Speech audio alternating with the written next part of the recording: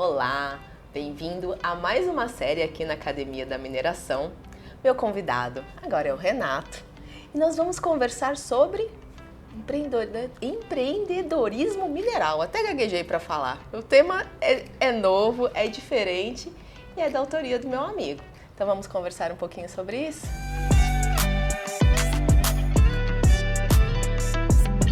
Agradeço, né? É uma grande satisfação estar aqui na Academia de Mineração e ter a possibilidade, eventualmente, de contribuir com o trabalho importante que vocês estão fazendo, né? O termo, na verdade, empreendedorismo mineral não é uma criação minha, né? Ele, na verdade, talvez seja um termo que não é utilizado como eu entendo que deveria ser, né? O termo empreendedorismo já todos nós, ao longo de nossas vidas, de alguma forma nós fomos empreendedores, né? O Sebrae, né, principalmente, foi quem consolidou esse termo, né, empreendedorismo. O Brasil talvez seja um dos países onde tem mais empreendedores, né? Em várias fases de recessão no país, né? Foi a salvação, né? Porque várias pessoas no país, vamos dizer, fazem parte muitas vezes, dessa economia invisível. Vai se reinventando. Ele vai se reinventando ao longo de sua vida, né? Algumas pessoas já têm aquilo nato, ou mesmo vêm de famílias, né? Outras elas têm de ser educadas, por exemplo, vê um caso do Sebrae. Nas próprias universidades hoje já tem curso de empreendedorismo, né? Como no sentido de aquele profissional, quando formado, ele pode ter até um caminho solo, né, para desenvolver oportunidades. E isso nós estávamos até conversando, né? Como os profissionais mais recém-formados, né? Como que eles têm essa garra, essa gana, eu quero ser um empresário. Né? Mas como chegar lá? Né? E aí vem a lógica, né? Por que não ter também um empreendedorismo mineral? Assim como você tem o empreendedorismo agrícola, você tem o empreendedorismo imobiliário, né? Você tem outros tipos de empreendedorismo, né? E, na verdade, essa capacidade, né, de conceber, vamos dizer, desenvolver e realizar o negócio. Desde do início, né, até esse negócio se consolidar. Vamos aplicar ao empreendedorismo mineral. E o que eu entendo que é empreendedorismo mineral? É tudo, na verdade, que se relaciona ao bem mineral, né? Logicamente, nós conhecemos como o empreendimento mineral, são as mineradoras, né? Mas o entorno, né? Vamos dizer, hoje existe o termo muito ecossistema, né? Da mineração. Então, você pode estar falando sobre a logística, né? Você pode estar falando sobre os vários serviços que a mineração terceiriza, né? Seja para pequenas empresas, seja para pessoas individualmente. Você pode estar falando dos serviços ambientais, né? Você pode estar falando dos rejeitos, que é a grande fala hoje, né? O que fazer com os rejeitos, que passaram a ser um grande assunto de preocupação, né? Mas ao mesmo tempo de oportunidade para a mineração. E isso nós estamos falando da mineração. Mas e por que se nós falamos do mineral? Né? Sem necessariamente estar ligado à mineração. Nós estávamos conversando aqui, por exemplo, se nós pegarmos a cerâmica de Jequitinhonha, são as bonecas de Jequitinhonha. Elas são o quê? São minerais queimados. Sim. Né? Se nós pegarmos mineralogia aplicada. A mineralogia aplicada, né? As cerâmicas, os pisos, né, os revestimentos vêm de mineral. E muitas vezes nós temos dificuldade de minerais para fabricar a cerâmica com as qualidades que nós queremos, né? O artesanato mineral, né? Seja as imagens de artesanato, seja os bichinhos feitos de artesanato, né? Eu lembro que eu ia muito à região do Colorado e lá eles fazem trabalhos belíssimos com a pirita, que é né? que é um rejeito da mineração de ouro, né? Fazem trabalhos lindos, né?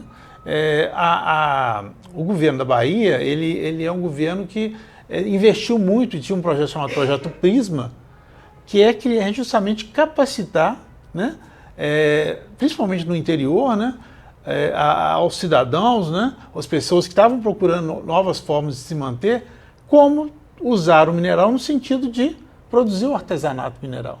E muitas vezes trabalho justamente de de moldar, né, de esculpir, né, várias formas, imagens, leões, né, animais mais locais, né, e isso tem uma força enorme, né. Logicamente, chegamos a fazer o quê? Paralelepípedos lascados à mão, que é um trabalho terrível. Nós não queremos que isso volte, né? Mas isso faz parte da nossa história, né? Se nós formos aqui na região de Ouro Preto, quantidade de trabalhos vindo do mineral e não necessariamente da mineração. Sim. Mas no final eles estão relacionados. E eu tenho uma área que eu trabalho muito, que é a preocupação cada vez maior, ou o próprio desafio da mineração, fazer com que os territórios onde existe a mineração, eles também se desenvolvam, até para o pós-mina. O que vai acontecer com o território quando a mina for terminada, com o famoso fechamento de mina? Aí vem o quê? Retomar outras economias para a região, em que o mineral pode ser uma delas.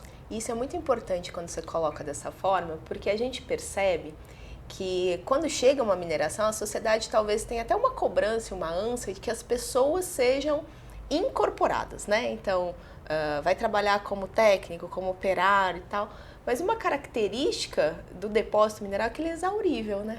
Então, se você cria toda uma economia, toda uma sociedade voltada só para isso, isso vai acabar sem pensar, né, na continuidade disso. Quando o depósito ele for exaurido, você mata a cidade junto com a mina, né?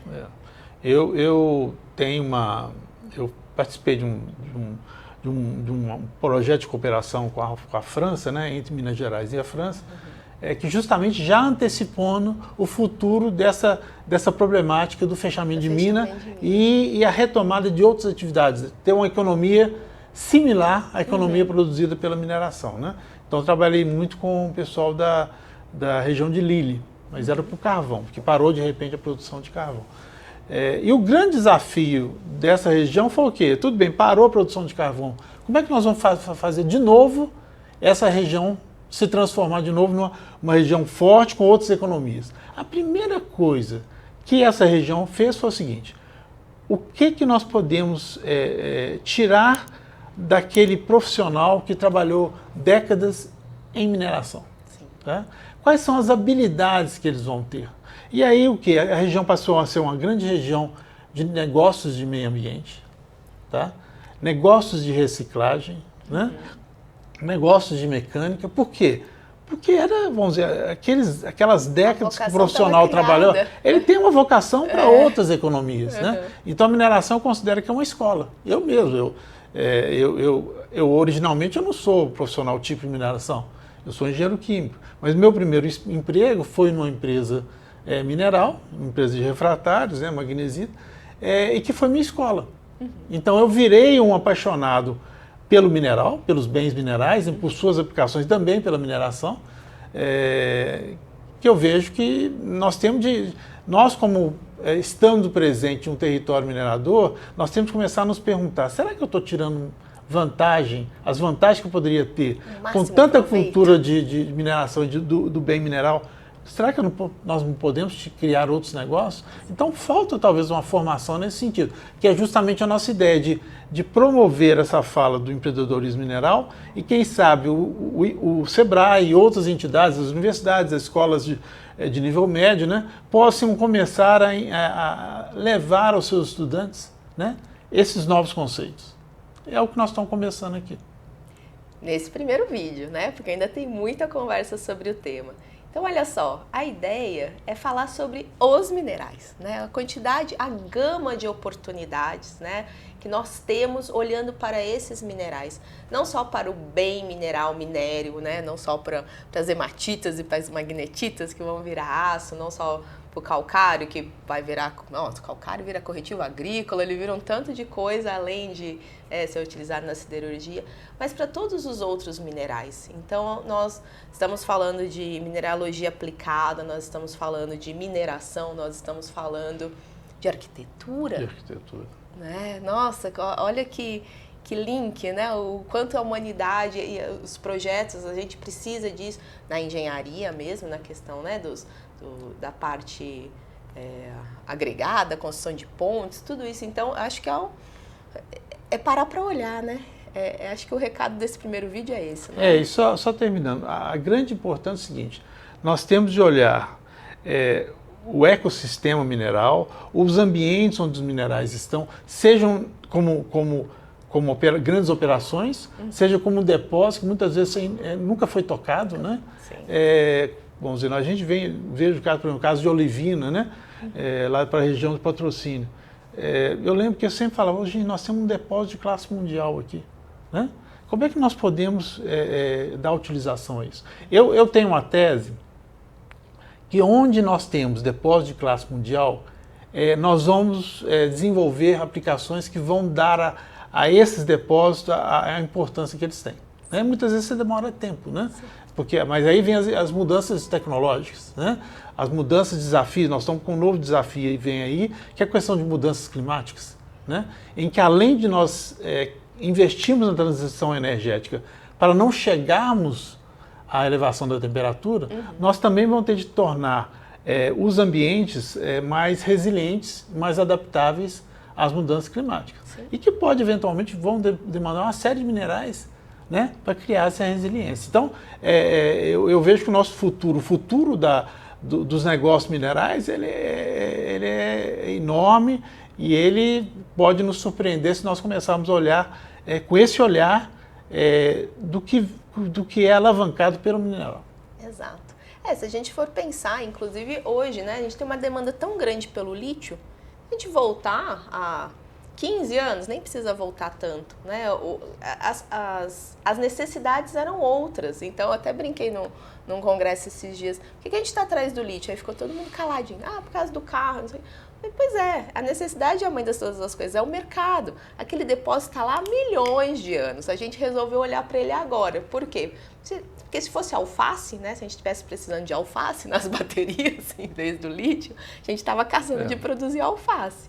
Então faz bastante sentido, né? Se o bem mineral ele está lá. Talvez a gente ainda não tenha encontrado necessariamente a melhor utilização ou alguma utilização ainda, mas o nosso desenvolvimento, as mudanças, coisas que a gente não imaginava há poucos anos que hoje acontecem, né? Assim, os gastos que nós temos de bens minerais. Então é um terreno muito fértil. O próprio caso do lítio, né? Eu tive com um pesquisador australiano, deve ter mais ou menos um mês. No final, estive com ele num churrasco, né? Então nós bebemos bastante, então cada um soltava mais que o outro. E ele desenvolveu uma patente para usar o resíduo de lítio, que é o espodumênio, para a fabricação de zeólitas, tá? Então, que zeólita você pode ter na natureza, mas é difícil, são pequenas, é uma zeólita sintética que vem do espodumênio, né? Lá na região do Jequitinhonha, você tinha uma empresa apenas que produzia lítio, mas não era para as aplicações modernas, né? Sim. Eventualmente você tinha o trabalho original naquela região era com as gemas, né? E na produção das gemas, o que sobrava de feldspato passou a se tornar um material altamente interessante para vender para cerâmicos, os porcelanatos, né? Na região sul. Então, é interessante como isso vai mudando, né? Possivelmente, se a gente olhar lá na época da Grécia, Egito, certamente nós podemos aprender muita coisa que poderia ser utilizado hoje dentro dessa lógica do empreendedorismo mineral. Com certeza.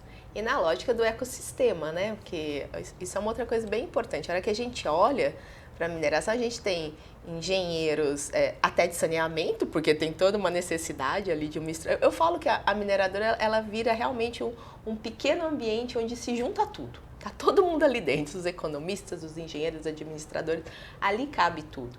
E cabe em diversas escalas, né?